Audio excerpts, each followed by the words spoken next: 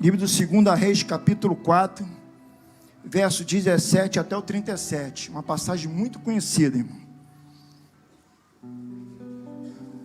Amém? Vamos passar ali então. E concebeu a mulher e deu à luz a um filho, no tal tempo determinado, segundo o tempo da vida que Eliseu lhe dissera.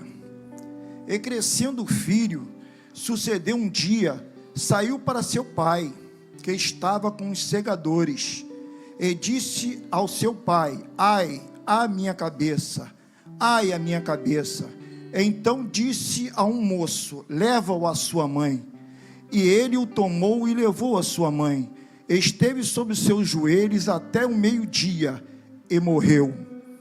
E subiu ela, e o deitou sobre a cama do homem de Deus, e fechou sobre ele a porta, e saiu.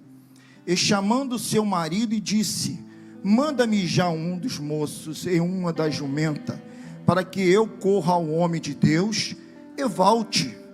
E disse ele: por que vais a ele hoje? Não é a lua nova, e nem sábado? E ela disse: tudo vai bem. Ia bem? Não ia bem, seu filho estava morto. Então abordou o jumento e disse ao seu moço: guia e anda, e não te detenha no caminho, senão quanto eu te disser. Partiu ela, pois, e veio ao homem de Deus, ao monte Carmelo. E sucedeu que, vendo ao homem de Deus de longe, disse a Geazi, seu moço: eis aí a sulamita. Agora, pois, corre ao encontro, diz-lhe: vai bem contigo? Vai bem com teu marido? Vai bem com teu filho? E ela disse: vai bem. Não ia bem. Chegando ela, pois, ao homem de Deus, ao monte, pegou nos seus pés. Pegou nos seus pés, grava isso aí. Mas chegou Geazi para retirar. Disse, porém, um homem de Deus: deixa, porque a sua alma nela está triste de amargura. E o Senhor encobriu e não o manifestou. Quer dizer, em outra versão fala que Deus não tinha revelado a ele ainda o que estava passando com a mulher sulamita. E disse ela: pedi eu, o meu senhor, algum filho? Não, disse eu, não me enganes. E ele disse a Geazi: cinge os teus lombos e toma o meu bordão na tua mão, e vai. E se encontrares alguém, não saúdes, e se alguém te saudar, não lhe respondas, e põe o meu bordão sobre o rosto do menino. Porém disse a mãe do menino: vive o Senhor, e vive a tua alma, que não te hei de deixar. Então ele se levantou e a seguiu. E Geazi passou diante deles, depois bordão sobre o rosto do menino, porém não havia nele voz e nem sentido. E voltou a encontrar-se com ele, ele trouxe o aviso, dizendo: não despertou o menino. E chegando Eliseu àquela casa, eis que o menino jazia morto sob a cama. Então entrou ele e fechou a porta sobre eles ambos e orou ao Senhor. Subiu e deitou-se sobre o menino, e pondo a sua boca sobre a boca dele, e os seus olhos sobre os olhos deles, e as suas mãos sobre as mãos dele, e estendeu sobre ele, e a carne do menino aqueceu. Depois voltou e passeou naquela casa de uma parte para outra, tomou subir e se estendeu sobre ele. Então o menino espirrou 7 vezes, e o menino abriu os olhos. Então chamou Geazi e disse: chama essa sunamita. E chamou, e veio a ele, e disse ele: toma o seu filho.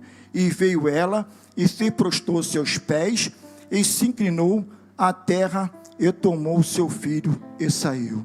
Soberano Deus, eterno Pai, Pai querido, a palavra que tu já me deste, Pai. Agora, Pai querido, eu quero ser um canal, Pai. Tu sabes as pessoas que precisam ouvir a tua voz, Pai. Ouvir a tua palavra, ouvir o teu Espírito, Senhor Jesus. Pai, toma nas tuas mãos os teus filhos, tuas filhas, Senhor. Eu quero ser um canal de bênção, quero ser um cano, Senhor.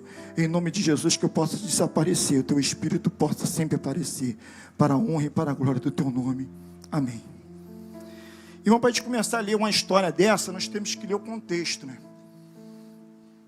Essa mulher, ela é estéril. Mas, porém, também ela era muito rica.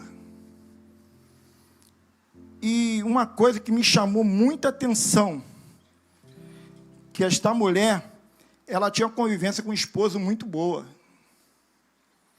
E lá na frente, lá no começo da história, lá de Sulamita, no capítulo 8, você pega em casa, vai lendo, vai estudando.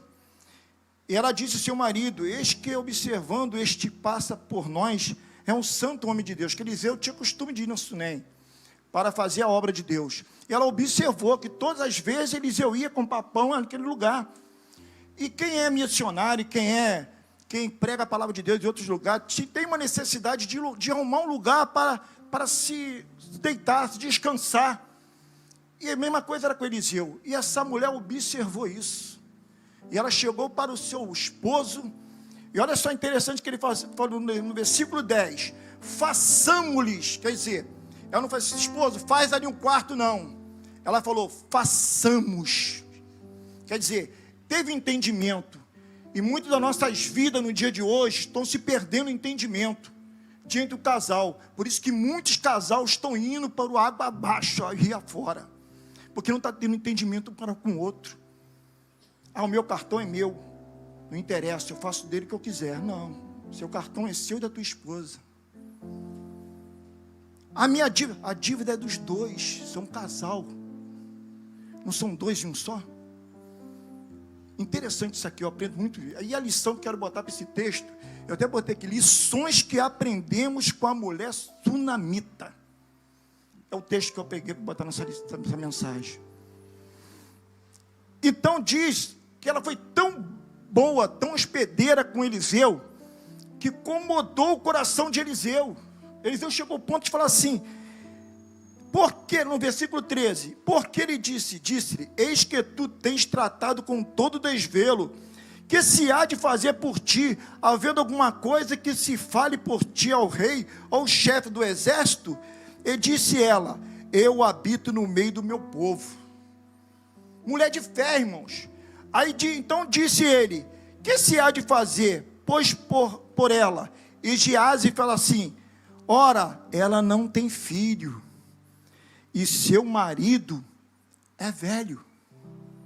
Porque naquela ocasião, irmãos, a pessoa que tinha muito dote, tinha riqueza, conversava com o pai, e o pai dava filho em casamento. Era o costume daquela época. E o esposo dela era muito mais velho do que ela. Então por isso que a Bíblia fala isso. Ele não tinha condição de ter filho com ela. Não porque ela era estéril, mas a Bíblia não fala que ela era estéril se ele era velho. Então ela não fala especificamente isso, mas fala que ela não tinha condição de ter filho. E Eliseu prometeu isso, profetizou, e essa mulher gerou um filho. Olha só, uma coisa interessante. Tu vê a vida de Sara, tu vê a vida de Raquel, as mulheres ali faladas no Velho Testamento, comentado no Velho Testamento, que era estéril e teve o filho da promessa. Uma das coisas que as mulheres mais valorizavam naquela época era o casamento e dar luz a um filho. Hoje em dia não, mas naquela época era uma coisa riquíssima. Era casar e dar luz a um filho. Louvado seja Deus. E a promessa veio na vida daquela mulher, e ela dá luz a um filho. Mas aí com o versículo que a gente começa a ler, já passou-se mais ou menos quase 12 anos. Quase 12 anos se passaram.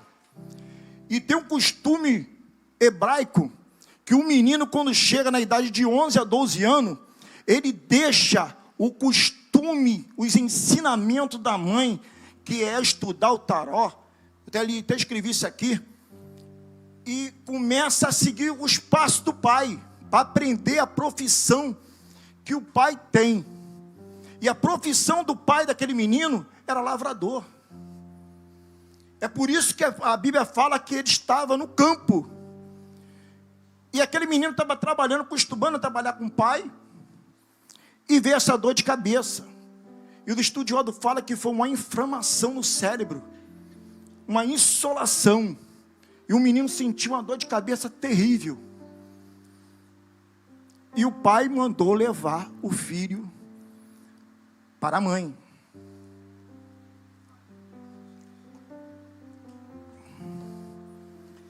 E ao chegar na casa, ela fica com o filho até o meio-dia, o filho morre. Aí eu começo a falar sobre essa mulher, as lições que essa mulher nos dá. Essa mulher, quando vê o filho morto, primeira lição que ela faz, ela não se entregou ao problema, ela não se entregou à dificuldade.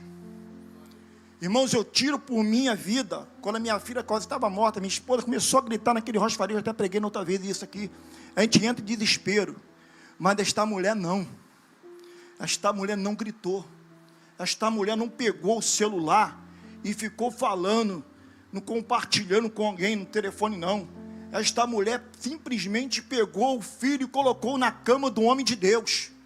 Sabe o que significa cama do homem de Deus? Louvado seja Deus. Eu escrevi aqui, irmão.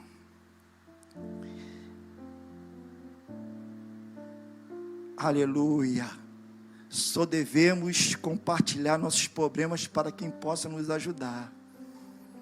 Ela se preocupa com a distância que iria percorrer. Não. Ela colocou o problema no lugar certo. Ela coloca no quarto do profeta. Ela coloca o problema naquele lugar que vai dar o objetivo para ela. Quando o quarto do profeta simboliza, sabe o quê? Presença de Deus. Presença de Deus. E às vezes nós pegamos o telefone, tem algum problema com o marido, aí vai e começa a falar na internet, Facebook, WhatsApp, e outras coisas que eu não conheço que tem também. E fala tudo. Aí sai de casa, chega no mercado, encontra com a colega e fala com a colega também, aconteceu isso comigo. Aí o seu problema já está se tornando no jornalzinho do bairro.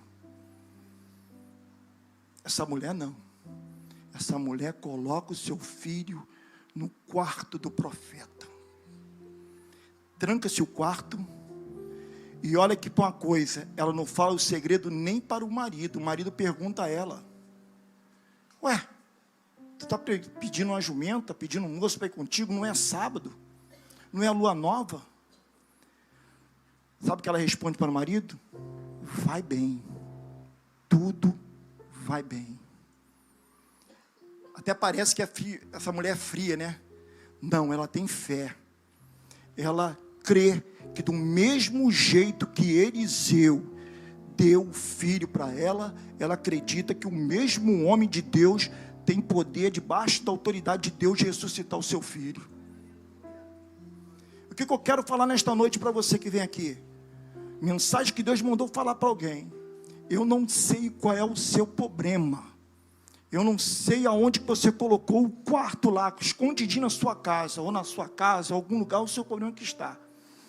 Mas hoje é hora de você colocar, depositar seu problema nos pés daquele que pode te salvar, que pode te ajudar. Louvado seja Deus. A mensagem é bem tranquila para você ouvir e entender.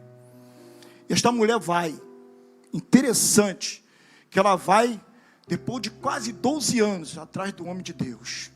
E o homem de Deus avista ela de longe e reconhece ela.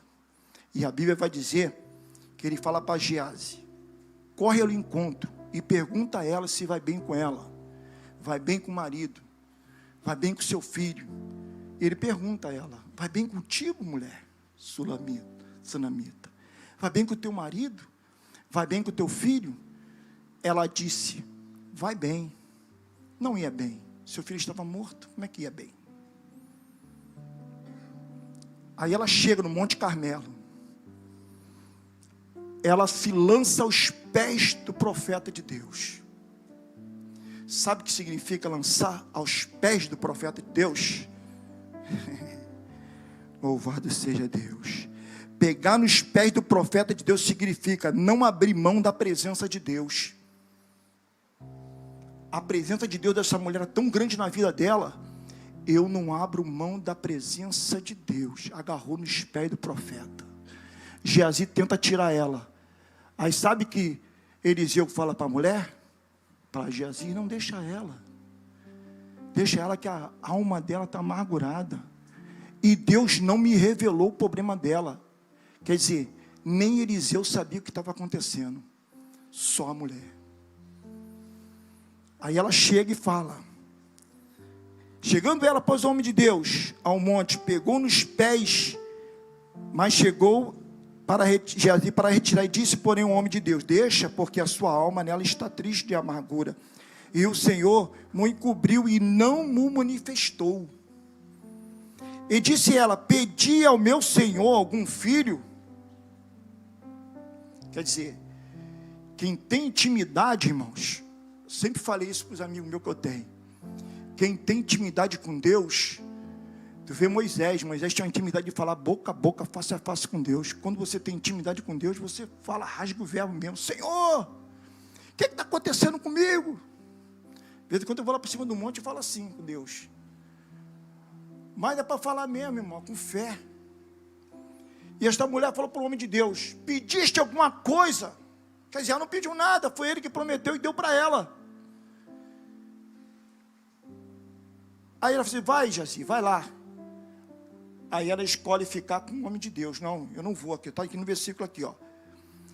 E disse ela, pedi o meu Senhor algum filho, e não disse eu, não, me enganaste. E ele disse a Geazi, cinge teus lombos e toma teu bordão e a tua mão e vai.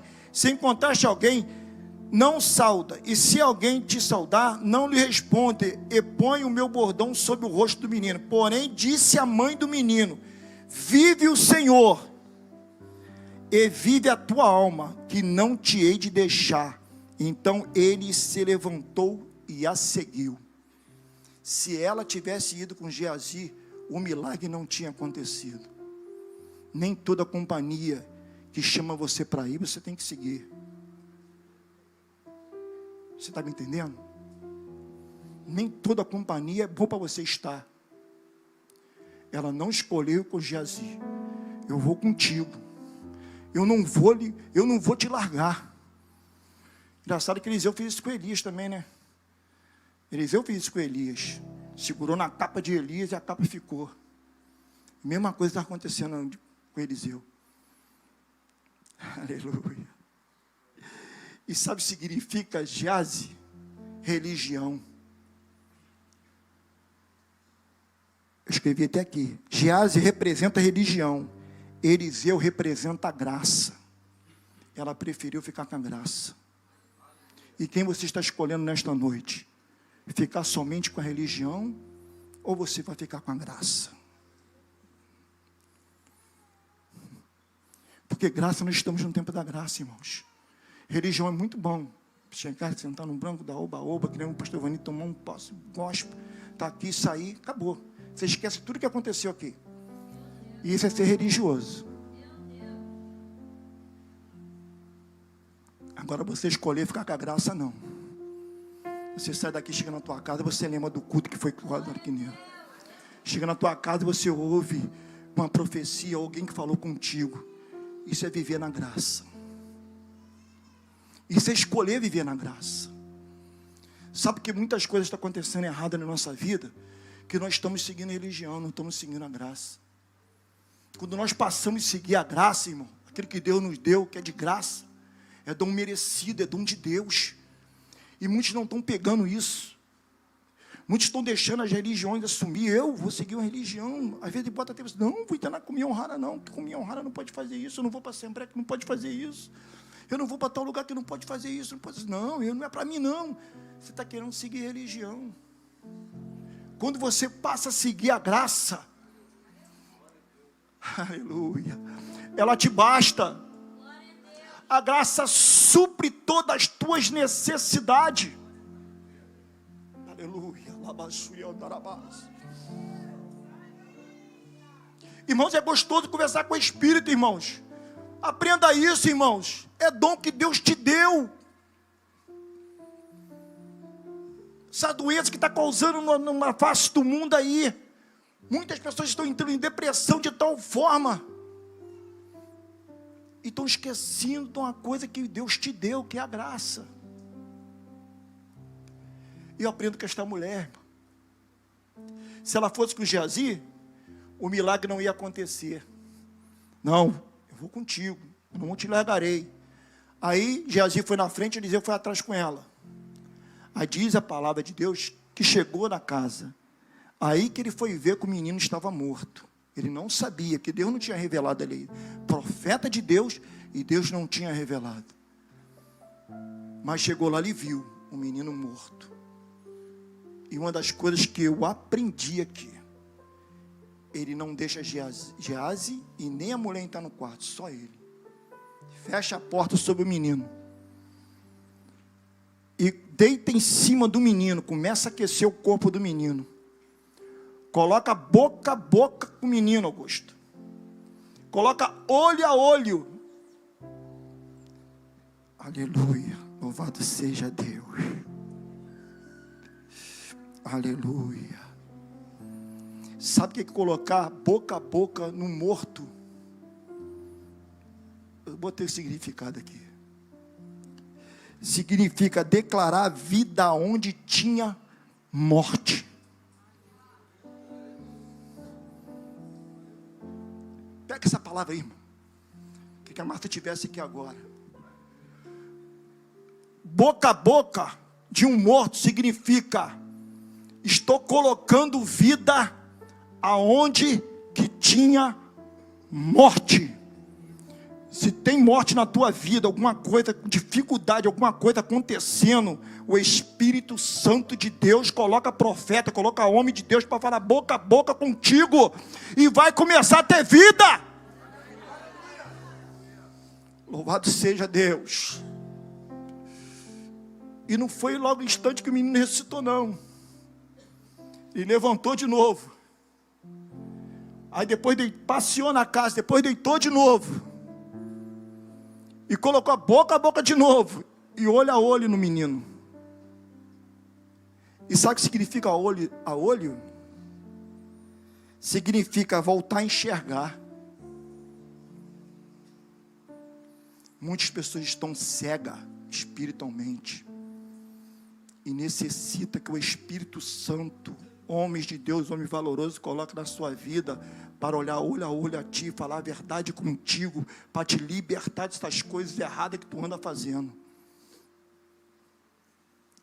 Irmão, estou falando debaixo da autoridade de Deus que Deus mandou falar. E eu não vou ter medo de falar, não. É para alguém aqui. E a coisa é séria. Não é para brincar de crente, não, irmãos. Nós estamos nos últimos dias. Enquanto pessoas estão brincando de ser crente, processo, muitos documentos estão sendo feitos no Congresso para destruir a igreja do Senhor, para nos calarmos. E a gente tem que, vamos ficar calado? Não, a gente tem que começar a pregar o Evangelho, irmão. Pregar o Evangelho, irmãos. Aí eu vou começar a falar aqui as 6 lições que nós aprendemos com essa sulamita. Primeiro, ela não se entregou diante do problema. Às vezes tem problema na nossa vida que não é nem coisa uau, mas você coloca na sua vida de uma tal maneira que o problema fica grande. Você está me entendendo? O problema vira grande porque você bota dificuldade na tua vida. E ela nos ensina que seu filho estava morto.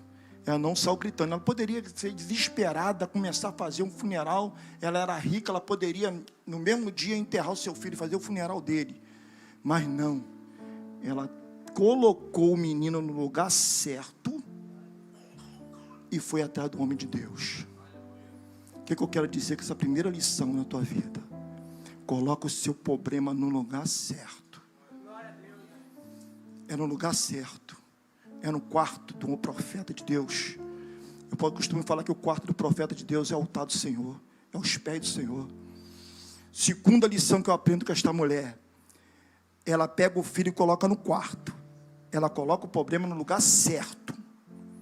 E muitas vezes, na nossa vida, nós procuramos coisas que não devem ser procuradas. Não é? Às vezes o problema vem, minha mãe que vai resolver, meu pai que vai resolver, meu filho que vai resolver, meu cunhado que vai resolver, e nem permite. Eu lembro do Lázaro, quando cantando, falando, ele falou assim, pega o teu problema, tu fala com todo mundo, fala com todo mundo, fala com o pastor, fala com todo mundo, mas não fala com Deus. Você ajoelhou, pelo menos de manhã, e falou com Deus hoje, Senhor, muito obrigado. Eu estou tomando um remedinho para o coração, que o doutor passou, irmão. De vez em quando acontece uma coisa comigo, eu falo, Senhor, será que isso é do remédio? Será que isso está acontecendo comigo? Eu falo assim com Deus, começo a conversar com Deus, dessa maneira. Aí hoje, quando eu acordo, sabe o que todo dia estou fazendo? Senhor, muito obrigado por mais um dia de vida. Porque hoje eu poderia não acordar com vida. Porque já que eu estou com problema, mas a Bíblia fala que o morrer para cristão é lucro. Mas eu peço a Deus, Senhor, me dá oportunidade. Ninguém quer morrer, irmãos. Na realidade, o pessoal, ninguém quer morrer. A gente não sabemos como é que vai ser, mas tem uma promessa de vida na nossa vida. Tem promessa de Cristo na nossa vida, né? Então, por isso o cristão é seguro. Mas eu oro de manhã, eu peço a Deus, muito obrigado. Muito obrigado pelo dia de hoje. Ontem mesmo, quando eu cheguei no meu serviço, o Espírito Santo de Deus tocou no meu coração. Não vai me agradecer, não? É gostoso, irmãos, é gostoso isso na nossa vida, irmãos. Você ouviu uma vozinha no teu ouvido, vai me agradecer, não? Aí eu, Senhor, muito obrigado por ter chegado até aqui. Peguei 4 condições para chegar aqui. Nada aconteceu comigo, vim bem. Louvado seja Deus. Isso é colocar a sua confiança naquele que merece que você coloque. Você está me entendendo? É colocar. Não quero ensinar você a ser crente não, irmão. Eu estou aprendendo também. Mas eu quero te entregar a mensagem que Deus me deu. Eu vou te entregar desse jeito, com um jeitinho. Você que me quer ter uma labareda de fogo. João Lucas também tem um jeito. Mas Deus mandou entregar desta maneira, eu vou entregar, irmãos. Você está me entendendo? Terceira lição que eu aprendo com esta mulher. Ela não compartilhou, eu até falei. Eu lembro de umas companheiras de trabalho, que a gente não pode falar nem amiga e colega, companheira de trabalho. A gente observa as companheiras de trabalho lá no nosso serviço, a gente vê a pessoa reclamando do marido, reclamando de tudo, compartilhando, vendo, falando, tal. E na vida, eu pensava que isso era só do mundo, mas não, dentro da igreja também existe isso, irmão. Tu viu, aconteceu, tal, compartilha, irmão. Compartilha o culto. Compartilha coisas boas. Aproveita o tempo para você compartilhar aquilo que te dá esperança, irmão. Compartilha aquilo que vai crescer na obra de Deus, irmãos. É compartilhar. Aprendemos isso com essa mulher dessa maneira. O filho estava morto, mas ela teve confiança. Ela teve uma entrega. A quarta lição. Ela não se preocupa com a distância. Essa eu nem cheguei a falar antes.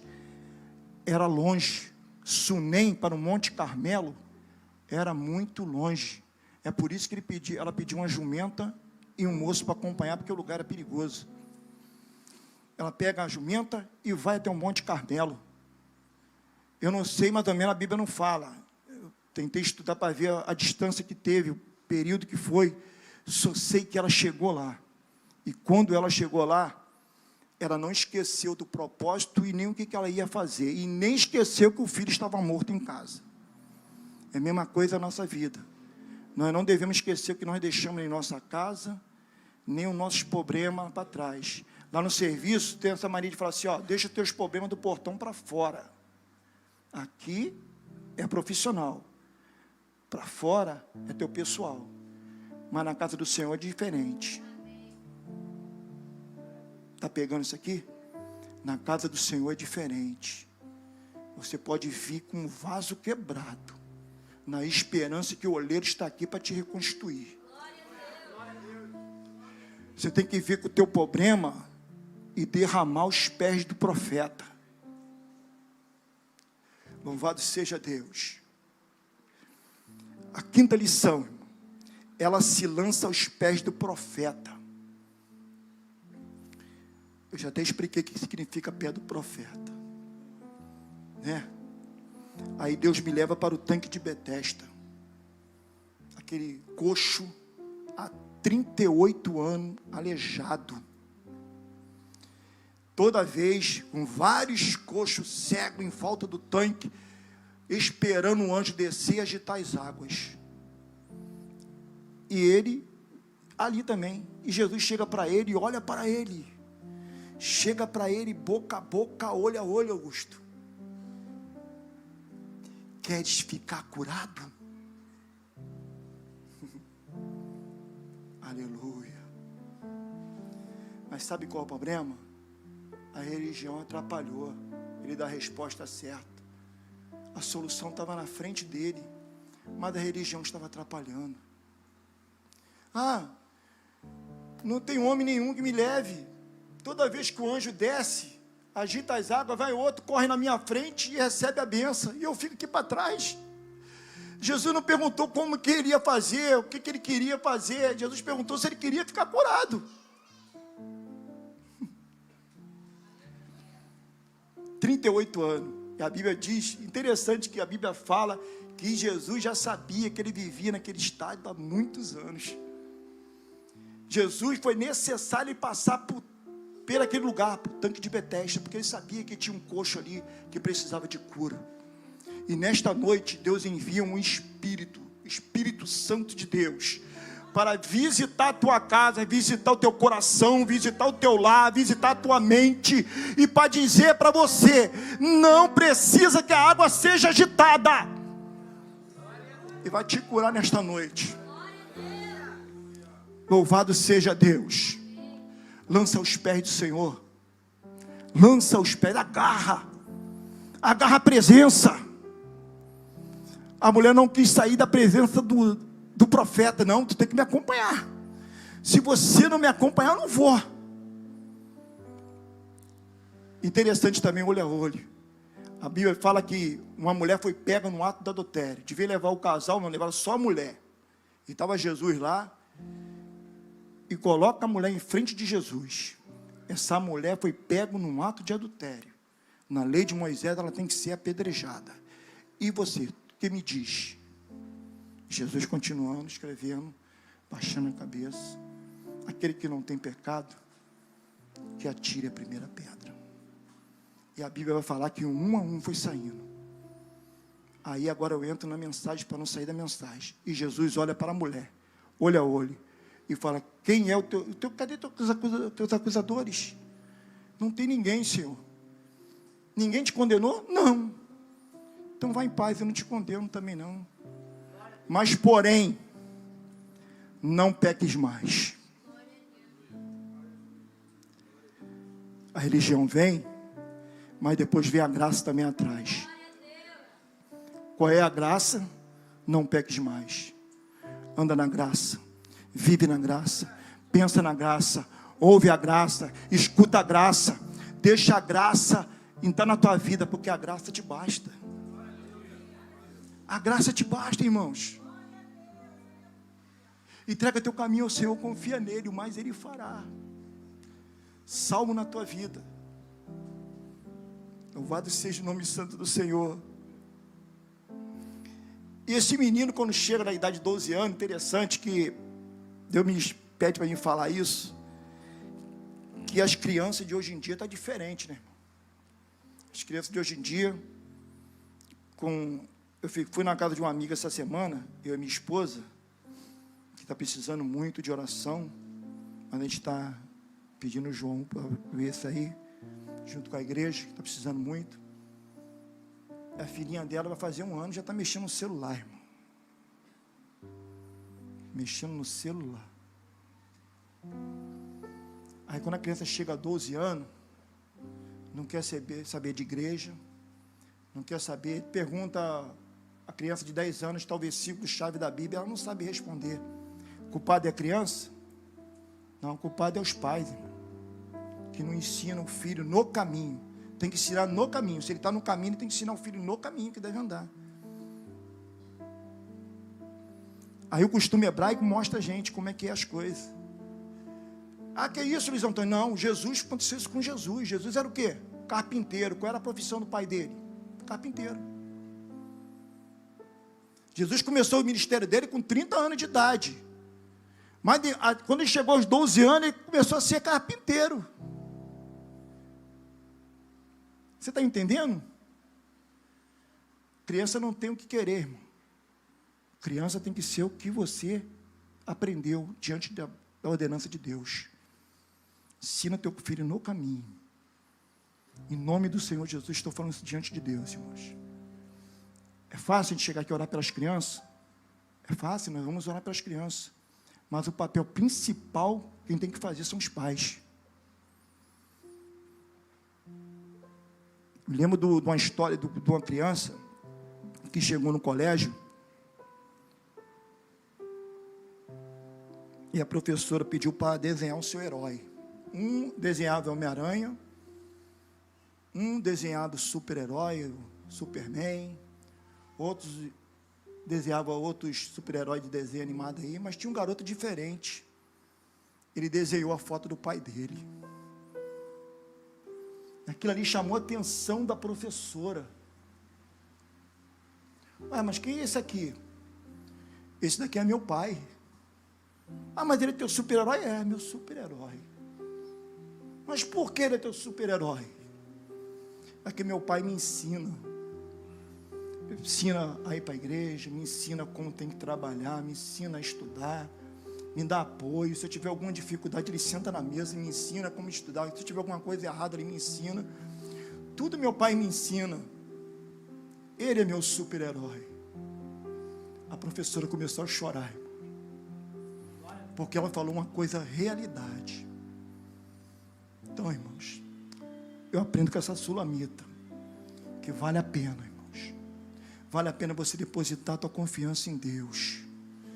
Vale a pena ensinar o seu filho. Ela ensinou o filho. Ela ensinou o filho até os 12 anos a Torá, que é o costume hebraico. Depois ele começou a trabalhar com o pai, na lavoura. E é tão bom isso, irmãos. Eu lembro quando meu filho, João Lucas, quando ele tinha mais ou menos uns 8 anos, que a gente era da Assembleia, e via o pregador pregando de terno. Mãe, eu não quero usar terno igual esses pregadores não, hein? Vou usar não quero ser igual isso aí não. Aí eu falava assim para ele: não, filho, calma, isso é tudo da vontade de Deus, tal. E nunca pressionei o meu filho a pregar, irmãos. Confesso para os irmãos, eu não ensinei meu filho a pregar. Que às vezes o pessoal: Luiz, você prega, teu filho também prega. Não, eu nunca ensinei meu filho a pregar. Eu pregava, sempre preguei assim, pregava uma vez no mês, sempre foi assim, eu nunca pregava direto, que nem o João Lucas prega. E Deus tinha uma promessa na vida do João. E ele usou um jovem que teve aqui, falei com o Robinho, e começou a ter aquela amizade com o Robinho, e o Robinho começou a falar sobre pregação com ele, e foi começando a ficar interessado naquilo ali, foi, e virou pregador. Eu fico de boca aberta, irmão. Então, uma coisa na nossa vida, você não precisa ensinar teu filho a ser um médico, mas ensina teu filho a ser um homem dedicado, inteligente, ajudar a mãe, respeitar a mãe, porque um homem que respeita o pai e a mãe, ou a menina que respeita o pai e a mãe, vai ser um bom marido e vai ser uma boa esposa. Eu aprendi isso, irmãos. E aqui ela ensinou o filho foi, morreu. Interessante que na história aqui, ela era rica, irmãos, muito rica. Ela poderia dar o melhor possível, levar no melhor lugar, ou entrar em desespero, né? Porque a Bíblia fala que ela morreu, mas ela estava suspeita se morreu ou não. Como é que estava? Mas, graças a Deus, que ela teve essa atitude, irmãos. O que falta na nossa vida é a atitude ser tomada. Muitas das pessoas, às vezes, não quer se fazer alguma coisa na sua vida, para ganhar alguma coisa, para galgar alguma coisa, ou para crescer, porque tem medo. O medo é uma das coisas de frustração mais corrompida neste mundo. O medo é uma coisa que bota você, ele te congela, irmão. O medo, ele te congela. E quem é o dono desse tal armadilha que é o medo, é Satanás. O medo faz você paralisar. O medo faz você tomar atitude que você tem que tomar com seu filho. Que meu filho vai acontecer isso. Não tem que tomar atitude mesmo, irmão. Pede a Deus discernimento e toma atitude. E manda ver. A Bíblia ensina até a castigar seu filho na vara. Muitos agora, se esticar a vara, bobear até o filho mesmo, liga para a polícia e denuncia o pai.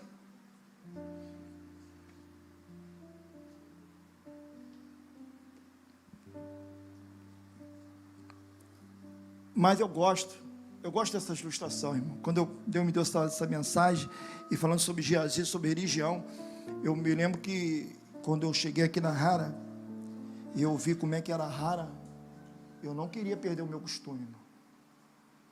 Eu não queria perder meu costume. Eu achava que não ia dar certo, eu fiquei na Rara, eu e minha esposa. Não vai dar certo eu ficar aqui. Mas Deus, quando está no negócio, irmão, quando você tem a entrega, você faz o propósito, Deus responde o teu propósito. Eu não sei qual é o teu problema de estar conosco, ou você tem dúvida de estar conosco. Eu te lanço um desafio a você. Entrega essa dúvida aos pés do Senhor nesta noite. Deixa Deus trabalhar no seu interior. Deixa Deus falar contigo. Você está com problema de medo, ou você está com depressão, eu te convido a você largar, jogar os pés, agarrar mesmo os pés do Senhor nesta noite, fazer igual essa sulamita, agarrar os pés, agarrar a presença, não deixar a presença sair não. Carrega a presença para a tua casa, carrega a presença para a tua faculdade, carrega a presença para o teu trabalho, mas é agarrar mesmo, é agarrar a presença, ficar com a graça mesmo, ficar com a graça na sua vida, é se transformar, irmãos. Porque aqui, aceitei a Cristo, e vem aqui, toma uma oração, ora, e chega do portão para fora, você que nem está nem aí, não adianta nada, irmão. A gente vai fazer o nosso papel, e você? E você? Coloca a sua vida no altar, coloca a sua vida no quarto hoje, deixa a dificuldade para trás, encara, não sei qual é a distância. Quando fala em distância, fala das dificuldades. Aí quando chega nessa hora do apelo, quando chega na hora do convite da graça, aí entra, caramba, eu tenho que deixar isso, eu tenho que deixar de fazer aquilo, eu tenho que fazer, não se preocupa com isso não, só entrega a sua vida. Eu falo com experiência própria, irmão. Entrega e deixa o Espírito Santo de Deus trabalhar na sua vida. A Bíblia fala que quem convence o homem do pecado, do juízo e da justiça é o Espírito Santo. Então, entrega na vida dele, deixa ele transformar o teu interior, deixa ele fazer a maravilha na sua vida. Quando nós depositamos a nossa fé, a nossa confiança em Cristo, a coisa é diferente, irmão. Na sexta lição, ela não voltou com Geazi, porque se ela voltasse, por isso que eu falei do começo, se ela voltasse com Geazi, ela perdia a benção. Você já pensou se essa mulher chegasse assim, Geazi vai lá, vai Geazi, aí ia com Geazi, e deixasse o profeta, chegasse lá, não ia acontecer nada, de repente até desistiria de voltar. Na nossa vida é assim, né? Não é desse jeito? Aí você está com um problema, aí você vem aqui, pede oração, tal, e volta para a tua casa, chega lá, o problema não... Você quer que se no estalo, né? A gente tem esse costume, quer que as coisas resolvem assim, ó, no estalo. Mas o nosso tempo, o nosso querer não é o tempo nem o querer de Deus. Porque se o tempo e o querer fosse dos homens, Deus não tinha arrancado o povo do Egito e colocado direto na terra prometida. Ele viu que o povo não estava preparado, então precisava de passar por um processo, a escola da vida, que era o deserto. Então ele joga o povo no deserto e passa 40 anos. E vou te falar uma coisa, e Deus falou que da idade de 20 anos para cima, ninguém ia entrar na terra prometida, que estava tudo corrompido. Somente Caleb e Josué e os menos de 20 anos de idade entraram na terra prometida. Então o nosso querer não é o querer de Deus, o nosso agir não é o agir de Deus. Deixa Deus transformar a sua vida, deixa Deus transformar o seu interior. Mas como que eu faço isso, presbítero? É uma entrega. É uma entrega. Olha só exemplo, pega a lição aí que eu falei aqui agora. Deixa a dificuldade, não pensa na dificuldade. Eu não quero nem saber do meu marido, não quero saber da minha esposa, não quero saber o que ele vai achar, que deixou de achar. Ah, que o meu marido bebe, não sei o quê. Esquenta a cabeça. Não esquenta a cabeça. Eu fiquei sabendo de um testemunho uma vez, que a mulher entregou a vida para Cristo, e o marido, xaropava. E era uma dificuldade só. E onde que ele morava, era numa cidadezinha, e passava aquela cidade que passa assim, escuta tudo que está dentro de casa, que não tem quintal, não tem nada. Era a casa dessa irmã.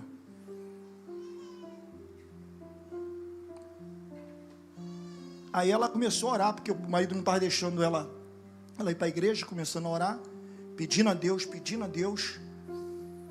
para Deus resolver o assunto. Resolve, pai, resolve a vida desse homem está me atrapalhando. E passou um amigo de copo do marido dela, escutou a conversa e foi correndo no botequim falar para o marido, pensando que ela estava com outra pessoa dentro de casa. Olha como é que Deus faz. Aí o marido foi correndo, já foi com a faca na mão querendo matar quem estava lá dentro. Só que quem estava lá dentro ele não poderia matar. A mulher estava lançando aos pés do profeta. A mulher estava lançando a sua dificuldade, o seu problema, o que estava atrapalhando ela de servir ao Senhor aos pés de Deus. E quando ele entrou e viu a mulher chorando e as lágrimas no chão, ele voltou no botequim e falou: seu sem vergonha, vamos lá em casa agora que eu vou te mostrar que é um homem que minha mulher está conversando. E quando ele chegou lá, os dois aceitaram a Cristo, o amigo e ele, ficaram firmes. Então não se preocupa não. Ah, que o meu marido é drogado. Não se preocupa. Ah, porque eu tenho um problema, eu tenho dificuldade. Não se preocupa. Basta de Cristo. A graça de Cristo te basta. O Espírito Santo de Deus vai trabalhar na tua vida, vai trabalhar no teu relacionamento. E uma das coisas que eu não posso esquecer de falar aqui, já falei isso aqui uma vez e vou falar para homens e mulheres. Certa ocasião eu não compartilhava com a minha esposa o meu contra-cheque. Vou voltar a falar isso aqui que Deus está me incomodando a falar. E eu passei a compartilhar com a minha esposa tudo. E a gente aprendemos com essa mulher aqui. Ela fala para o marido: façamos. Se façamos, tem um conjunto, tem um diálogo, tem um entre os dois, tem uma coisa só entre os dois. Se a mesa é quadrada, senta de frente a frente para o teu marido. Se a mesa for redonda, melhor ainda, que dá para sentar de ladinho. Mas dispõe o seu problema, um para com o outro, falando um com o outro. Está entendendo? Não é culto da família, mas Deus está mandando falar, eu vou falar. Está dentro da mensagem. Então não deixa o inimigo entrar na sua casa e fazer arruaça. A Bíblia fala que o inimigo veio para matar, roubar e destruir. Ele está aí para isso. Se você dá brecha, ele vai entrar, roubar, vai matar e vai destruir. Matar pode ser matar fisicamente, pode matar espiritualmente. Você pode não querer vir mais para a igreja. O teu marido pode desandar, a esposa pode desandar, querer começar a brigar. É isso que ele faz, dá arruaça dentro do lar. Ele está aí para isso. Mas eu me alegro que a Bíblia fala que Jesus veio para dar vida. E Ele dá com abundância. Ministério de louvor, pode tomar o seu lugar aqui. Ele dá vida com abundância. E nesta noite, irmão, o Espírito Santo de Deus falou comigo: não se preocupa, pode ser para uma ou duas pessoas essa mensagem que você vai falar. E eu tenho certeza, se o Espírito Santo de Deus falou, eu estou alegre, irmãos. Eu quero te convidar a ficar de pé primeiro, toda a igreja. Eu quero te convidar você. Enquanto o ministério de louvor louva aqui, eu quero fazer o convite da graça.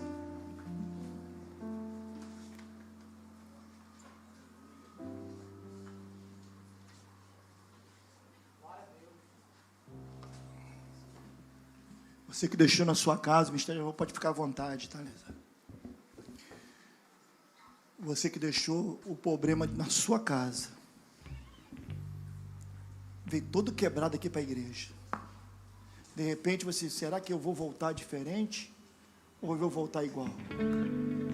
Eu já começo a profetizar para a tua vida. Não deixa o inimigo colocar isso na tua cabeça. Você vai voltar diferente em nome do Senhor Jesus. Eu já profetizo na sua vida bênção. Eu profetizo na tua vida graça. Agarra os pés do Senhor nesta noite. Não deixa a presença sair de ti. Amém?